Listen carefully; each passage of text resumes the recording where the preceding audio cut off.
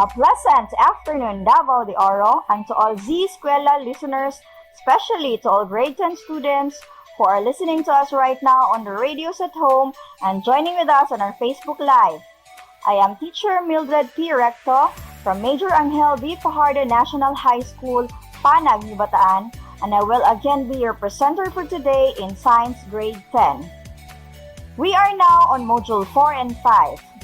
How are you so far? I hope you are still enjoying your journey in the new normal setting of learning as we'll continue to move forward despite of the crisis we are in right now. Now, let's move on to have another lesson. I hope everybody is prepared with your pens, record notebooks, and modules. Make sure that you already ate your lunch and you are on your most comfortable position as we will go through with our discussion. So, are you ready for today's class? That's good to know.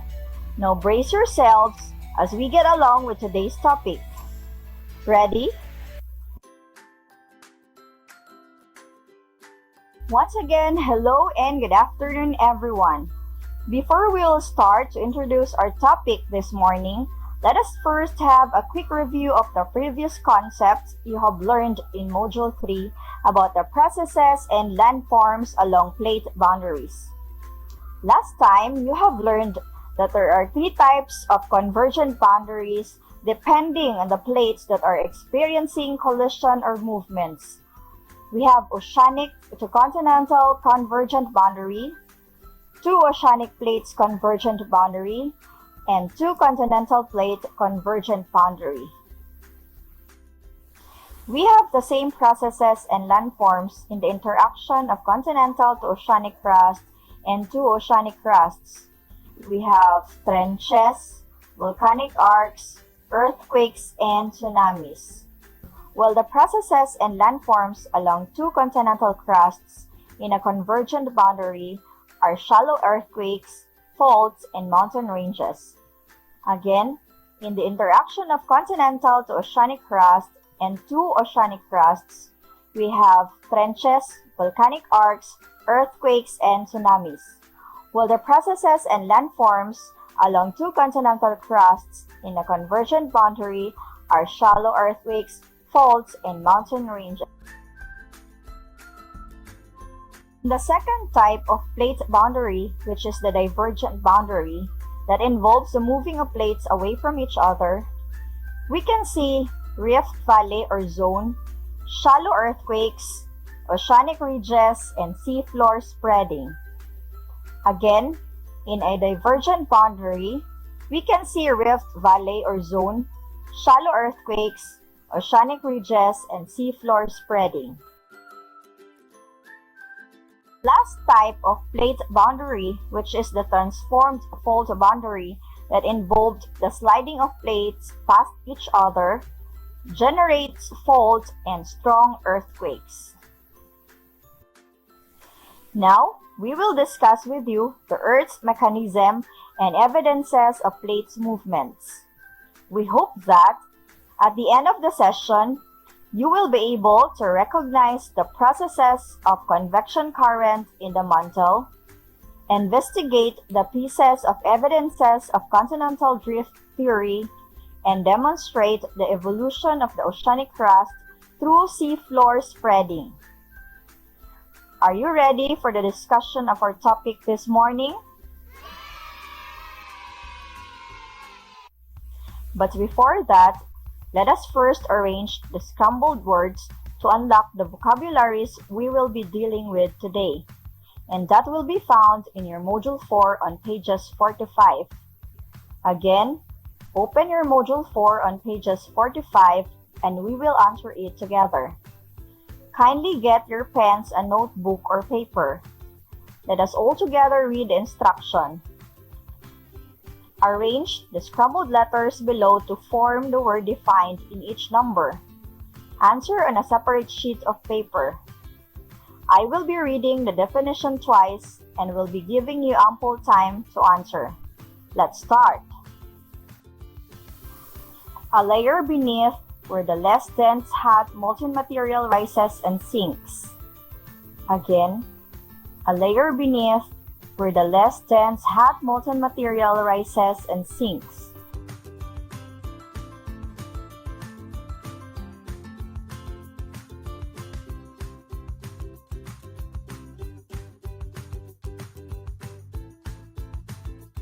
The answer is mantle. A soft, weak, and plastic-like layer, the upper part of the mantle where lithospheric plates float and move. A soft, weak, and plastic-like layer, the upper part of the mantle where lithospheric plates float and move.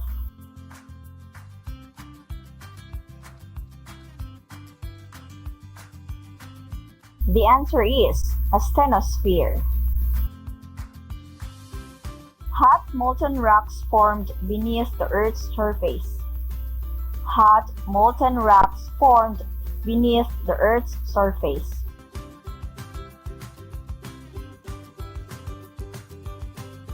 The answer is magma. Facilitates the movement of the lithospheric plates.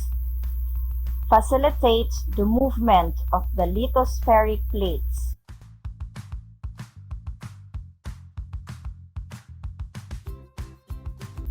The answer is convection current. The innermost layer of the Earth which generates heat to the mantle. The innermost layer of the Earth which generates heat to the mantle.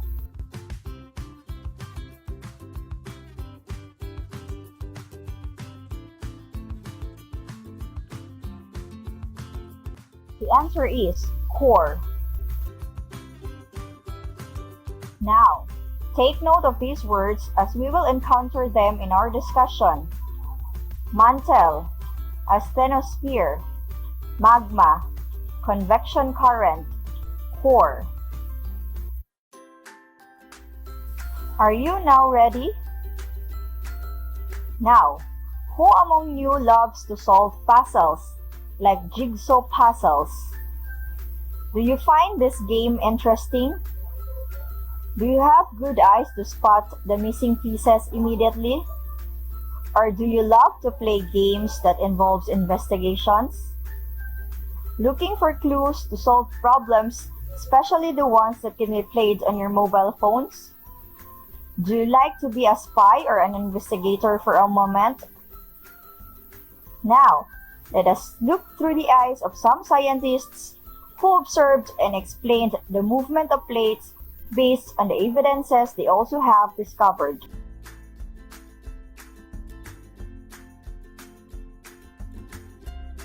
Plate tectonic theory was developed in 1960s, stating that the Earth's lithosphere, the crust, and the upper mantle is broken up into several pieces called plates that move slowly. It explains how the massive plates move along the different types of plate tectonic boundaries where they interact, and the geologic events and geologic features that occur at their boundaries. So what makes the lithospheric plates move?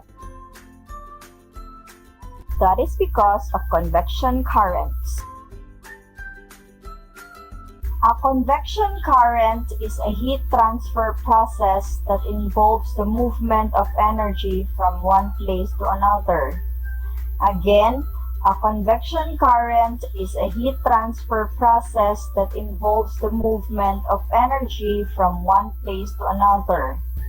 They tend to move a fluid, gas particles, or molten rock. These are due to the differences in the densities and the temperature of a specific gas or a fluid.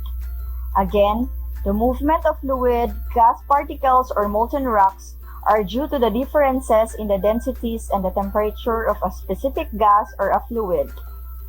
Due to this temperature difference, the hot fluid tends to rise as it expands, whereas cold fluid tends to sink because it contracts.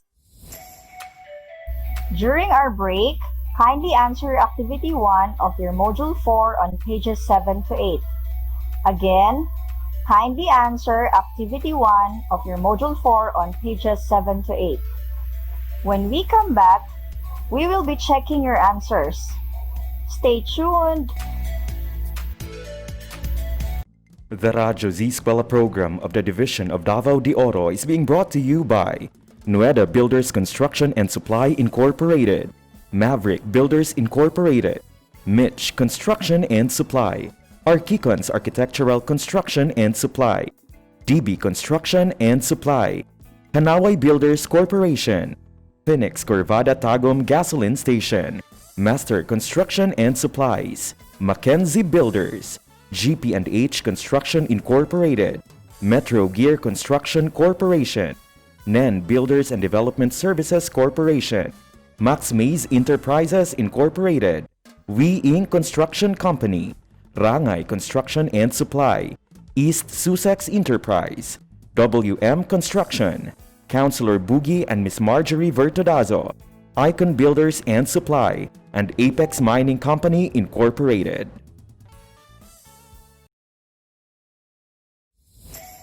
And we are back. Are you done with the activity?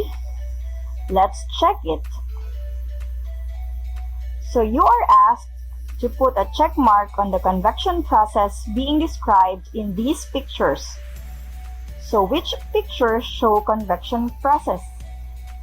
Boiling of water, warming of spoon, rising of hot air balloon, burning of wood, or melting of ice? The answers are boiling of water, rising of hot air balloon, and melting of ice. Did you get it, class? Great! Now let's proceed. Earlier, we have defined what is convection current and how it affects the movements of certain particles. Plates move by bumping in the opposite direction and are sliding past each other, resulting in making areas of volcanic activities, earthquake, and mountain formation. According to scientists, the motion is driven by a convection current mechanism within the Earth. Again, convection is a kind of heat transfer caused by differences in density and temperature of a gas, fluid, or molten rocks. Hot fluid materials rise because they are less dense, while cold fluid materials sink because they are denser. Again, hot fluid materials rise because they are less dense, while cold fluid materials sink because they are denser.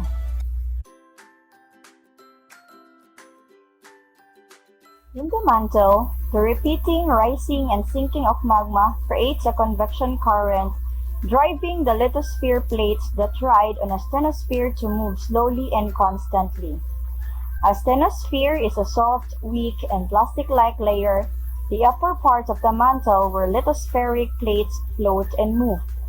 Again, the repeating rising and sinking of magma creates a convection current, driving the lithosphere plates that ride on a stenosphere to move slowly and constantly.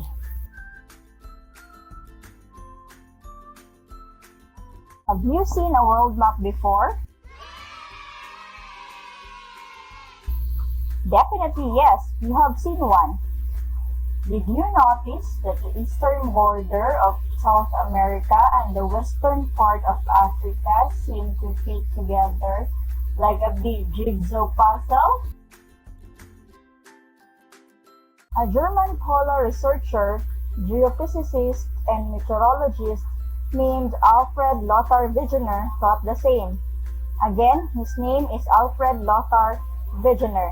He is remembered as the originator of the continental drift theory by hypothesizing in 1912 that the continents are slowly drifting around the Earth and is once a large landmass called Pangaea, a Greek word which means all Earth. Again, Wegener believed that the Earth is once a large landmass called Pangaea, a Greek word which means all Earth.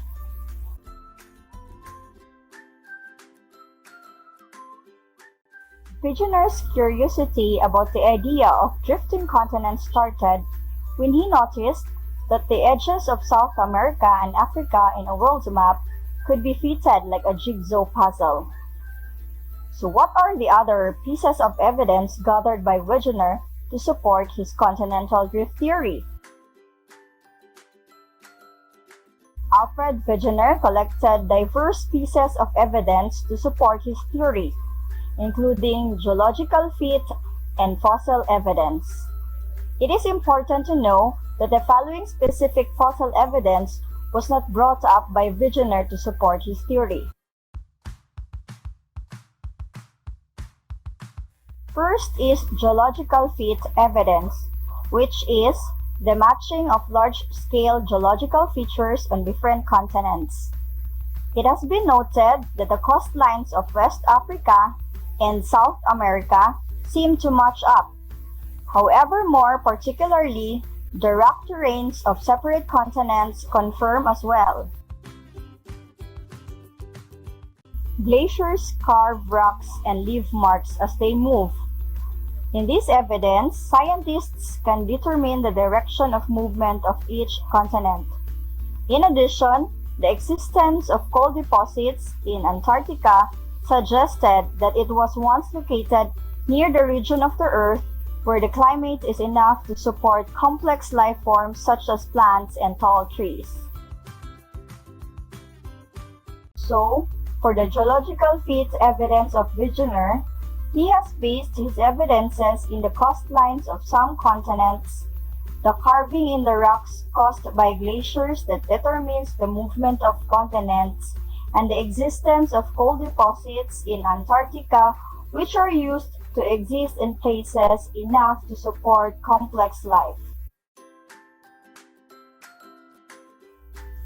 In page 5 of your Module 5, you can see there the figure that shows the evolution through different periods of time of the supercontinent Pangaea to the present-day distribution of continents. Can you say that the continents are drifting?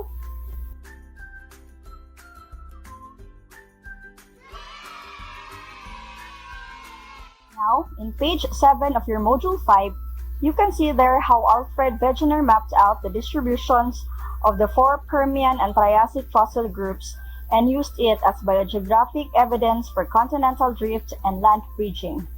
The 4 Permian and Triassic fossil groups are the Mesosaurus, Glossopteris, Synognathus, and Mesosaurus.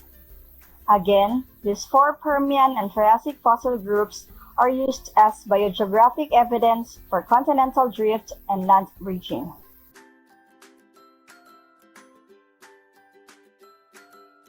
The Mesosaurus is known to have been a type of reptile similar to the modern crocodile, which moved itself through the water with its long hind legs and limber tail.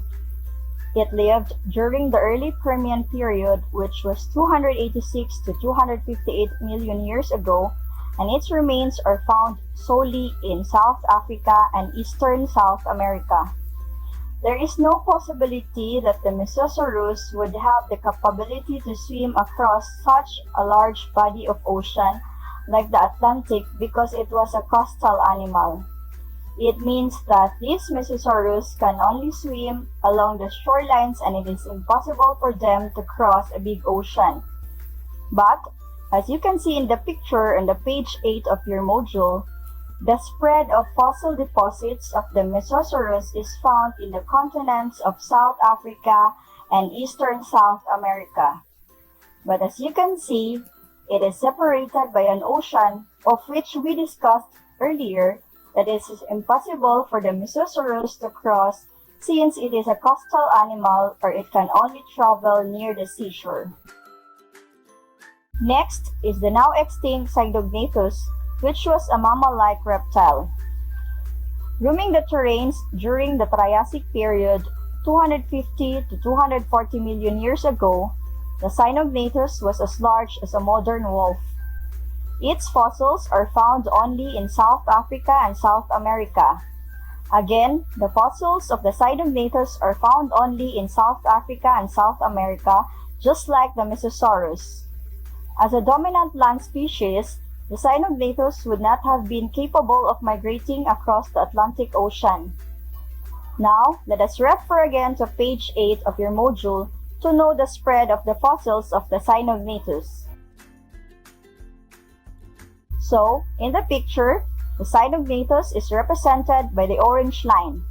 And as you can see, it crossed again the Atlantic Ocean, which is impossible for them to do, based on their nature as a land animal. The Listosaurus, which translates to shovel reptile, is thought to have been a herbivore with a stout built like a pig. Listosaurus fossils are only found in Antarctica, India, and South Africa. Similar to the land-dwelling Cyanogenatus, the Listosaurus would not have had the swimming capability to traverse any ocean. But again, on page 8, you can see there that the Listosaurus is indeed found in the continents of Antarctica, India, and South Africa, but they are separated by an ocean or a body of water, which is again impossible for the species to traverse or cross. Possibly the most important fossil evidence found is the plant Glossopteris.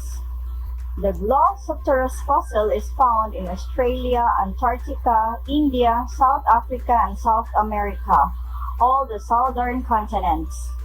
Glossopteris seed is known to be large and bulky, and possibly could not have drifted or flown across the oceans to a separate continent. Therefore, the continents must have been joined at least one point in time in order to maintain the Glossopteris wide range across the southern continents, because again, as you can see in the distribution of fossils, the continents that are said to have the fossils of the Glossopteris plant is separated again by an ocean. Despite Wegener's gathered evidence supporting his idea about drifting continents during his time, the scientific community rejected him for some problems. Nevertheless, Alfred Wegener didn't give up and continued his expedition to search for more evidence, but later on died.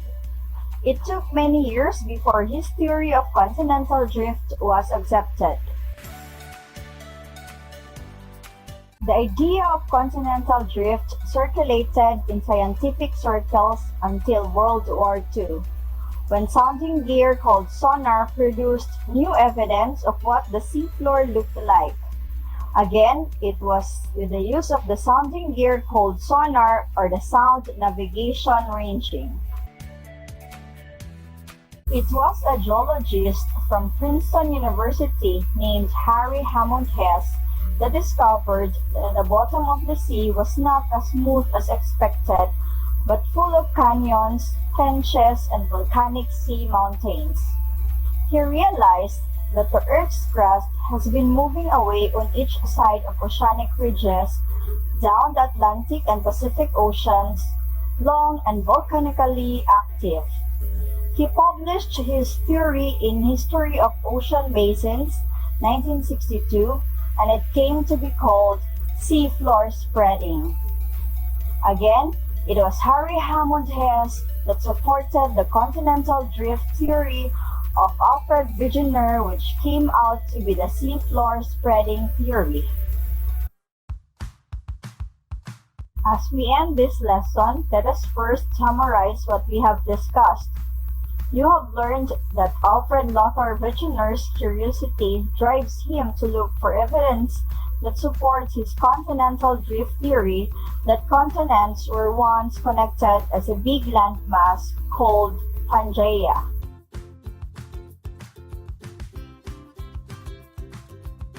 The continental drift theory is being supported by the following evidences: continental feet, matching of rocks, fossils of ancient organisms, coal deposits in Antarctica, ancient climates, and glacier carvings. And this theory of Alfred Wegener was supported by Harry Hammond Hayes, that discovered that the bottom of the sea was not as smooth as expected, but full of canyons, trenches, and volcanic sea mountains.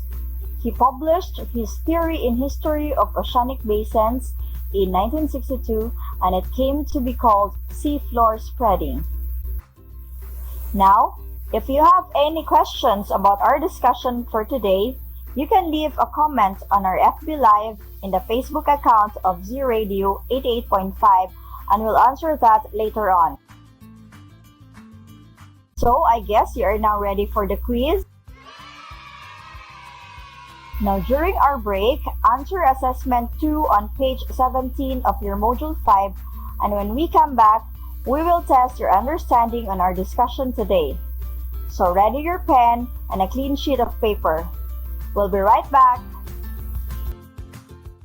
The Radyo Z-eskwela program of the Division of Davao de Oro is being brought to you by Nueda Builders Construction and Supply Incorporated, Maverick Builders Incorporated, Mitch Construction and Supply, Archicons Architectural Construction and Supply, DB Construction and Supply, Hanaway Builders Corporation, Phoenix Corvada Tagum Gasoline Station, Master Construction and Supplies, Mackenzie Builders, GP&H Construction Incorporated, Metro Gear Construction Corporation, NEN Builders and Development Services Corporation, Max Mays Enterprises Incorporated, We Inc. Construction Company, Rangay Construction and Supply, East Sussex Enterprise, WM Construction, Councilor Boogie and Miss Marjorie Vertodazo, Icon Builders and Supply, and Apex Mining Company Incorporated.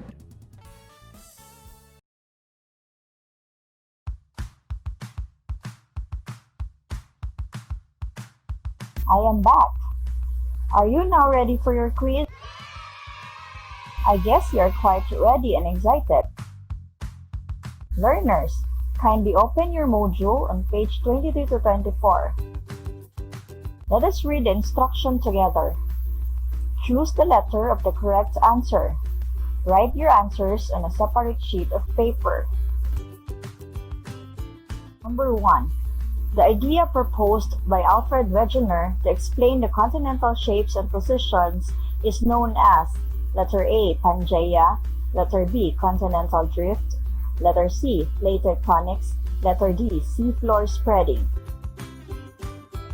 In the mid-1900s, scientists mapped mid-ocean ridges using what? Letter A. Satellites, letter B. Moons, letter C. Stars, letter D. Sonars. Number 3. Early observers thought continents might have been joined based on what observation?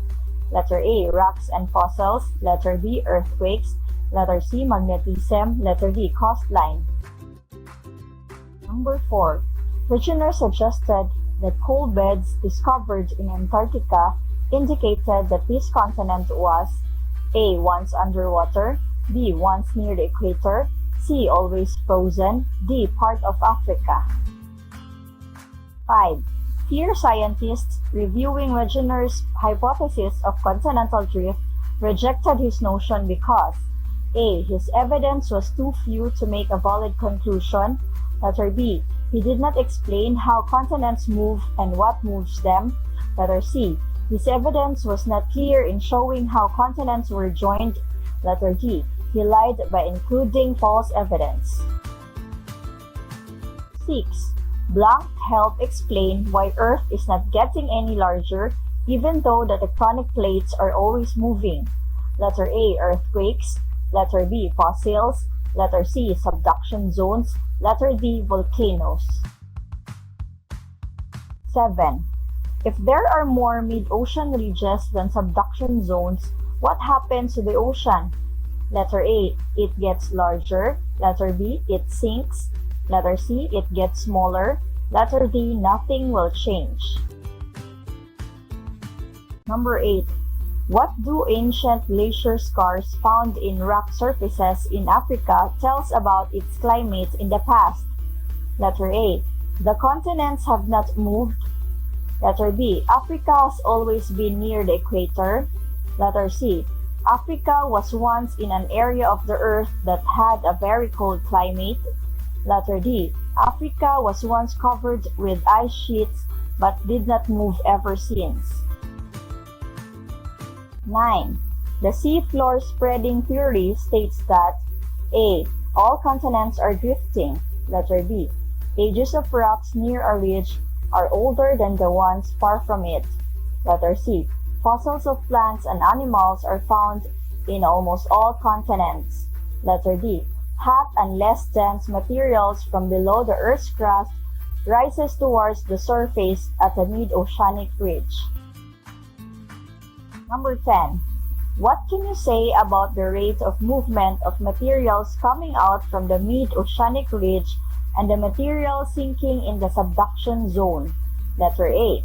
The rising of the materials from the ridge is lower than in the subduction zone. Letter B. The movement of the materials in both ridge and subduction zone is the same. Letter C. The rising of the materials from the ridge is faster than in the subduction zone. Letter D. There is no much movement of materials happening in both the ridge and subduction zone. Okay, let us check your work. Number 1, B. Number 2, D. Number 3, D. Number 4, B. Number 5, B. Number 6, C. 7, A. Number 8, C. Number 9, D. Number 10, C. Who among you got perfect? Very good. How about those students who got below the passing score? Nothing to worry about. We still have plenty of quizzes on the preceding topics. Once again, congratulations everyone.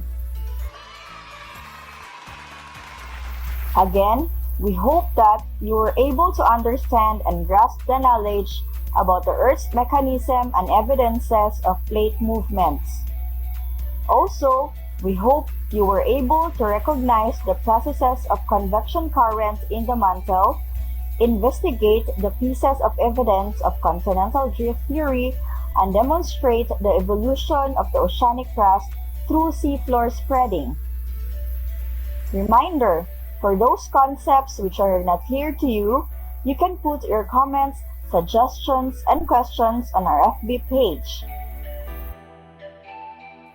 Once again, thank you so much for listening. Again, I am Teacher Mildred P. Recto of Major Angel V. Fajardo National High School as your content presenter, and with me is Teacher Teresa V. Angostura of Monte Vista National High School Main Campus as a creative resource developer. See you next session for our radio-based instruction in Science Grade 10.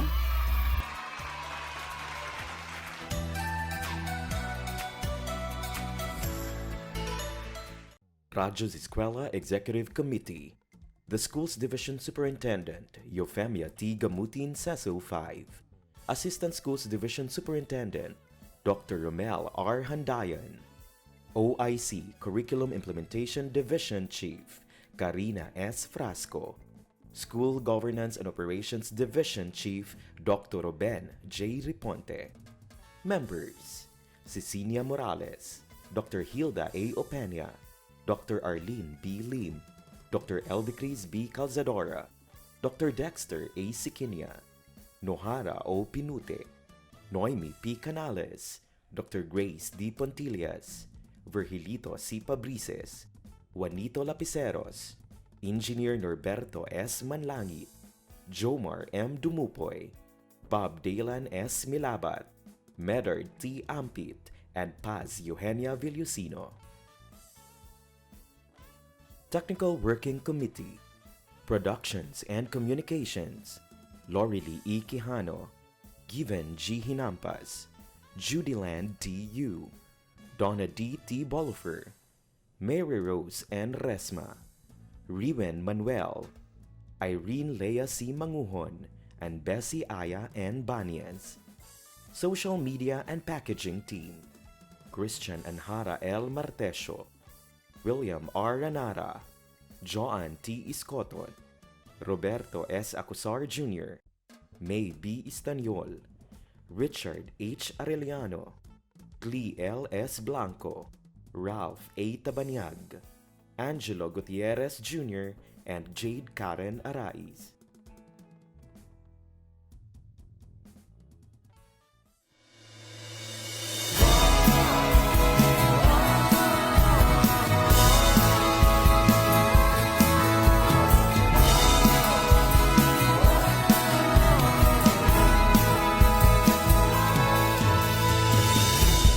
Sabay-sabay na babangon, sama-samang ahon, ihanda ang sarili sa hamon.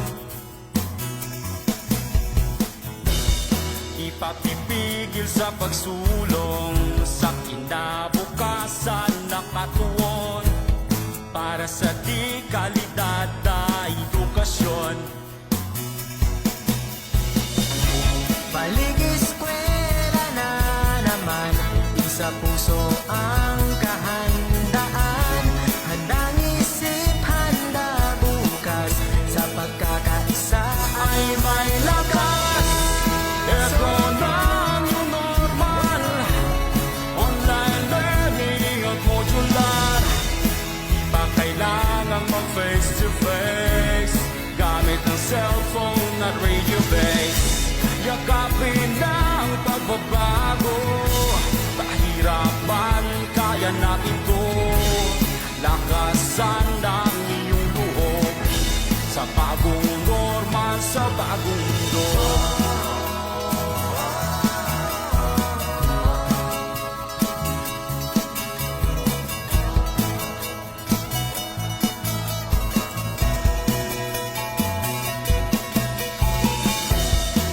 Kristiyano at katutubo, isang hanggarin san patungo.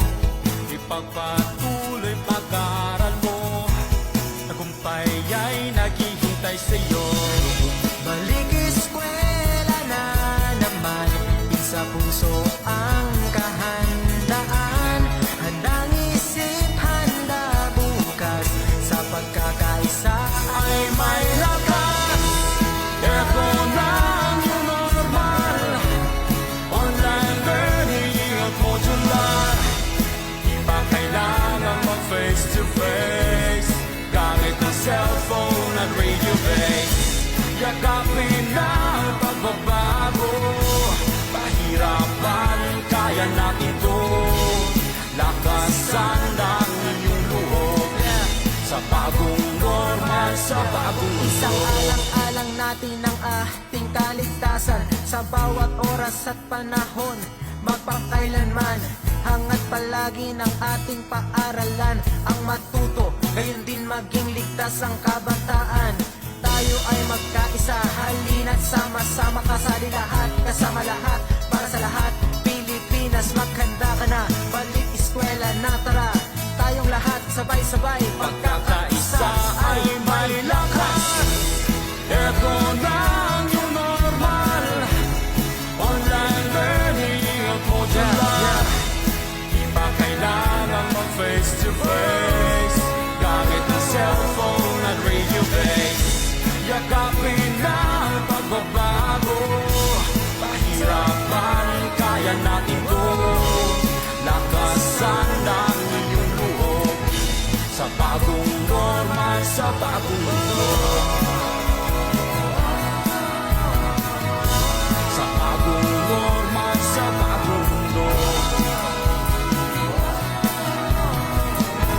Sa bagong normal, sa bagong mundo. Laging handa.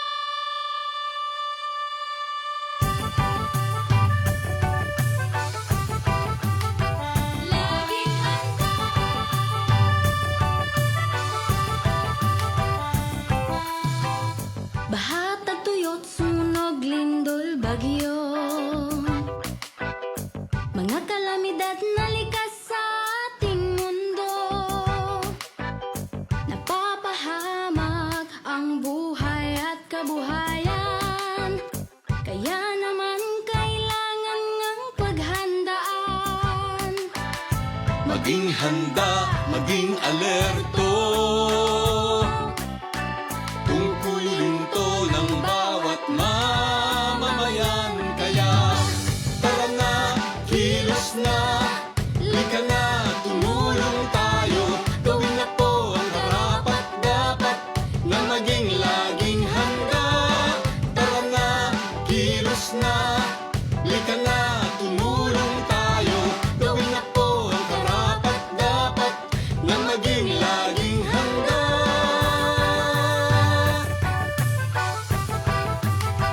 Laging handa.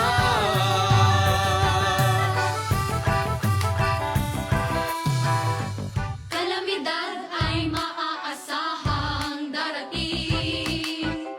Sa di inaasahang oras, Kaya naman hindi na dapat hintayin. Unahan na habang di pa natataranta.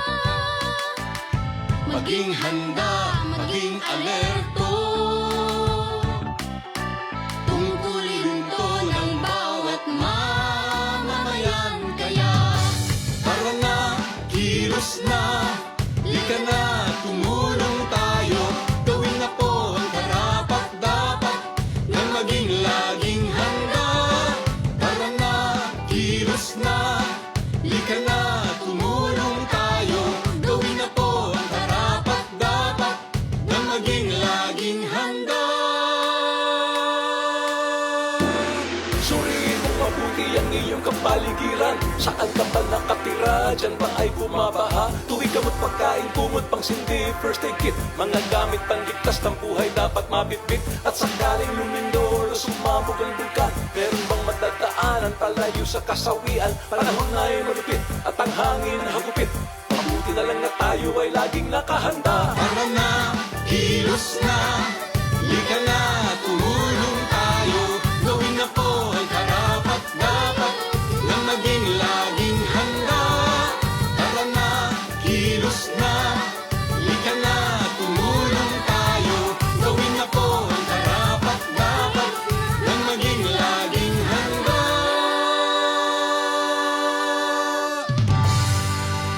This message was brought to you by the Department of Education with the support of World Vision Development Foundation.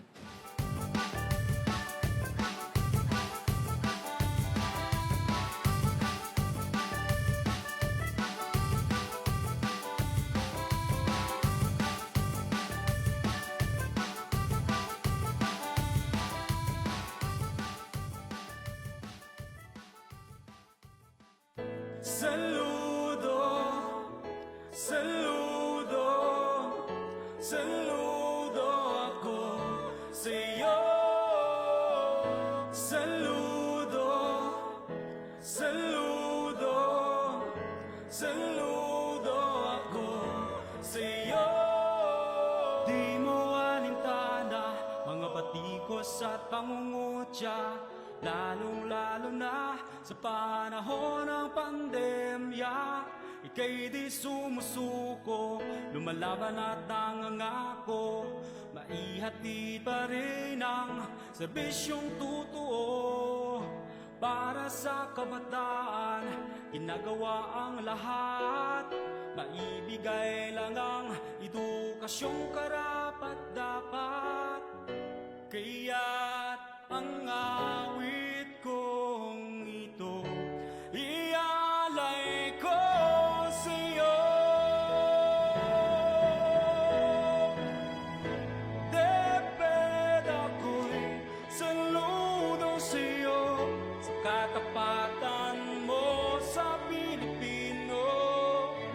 Ngayong kaarawan mo, tanggapin mo ang pagpupugay ko. O deped ako'y saludo sa'yo.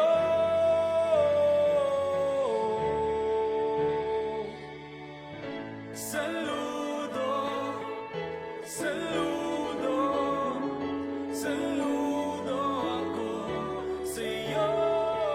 Ika'y pinangungunahan ng isang superwoman, Walang iba, Madam Leonor, Briones lang naman. Sa ngalan ng serbisyo, dedikasyon sa trabaho, pagmamahal ng isang ina, nararamdaman ko. Ikaw ang humuhubog sa aming kinabukasan, laging inuuna ang kapakanan ng kabataan. Kaya't ang awit kong ito, ialay ko sa'yo. Deped ako'y saludo sa'yo, sa katapatan mo sa Pilipino. Ngayong kaarawan mo, tanggapin mo ang pagpupugay ko. O deped ako'y saludo sa'yo.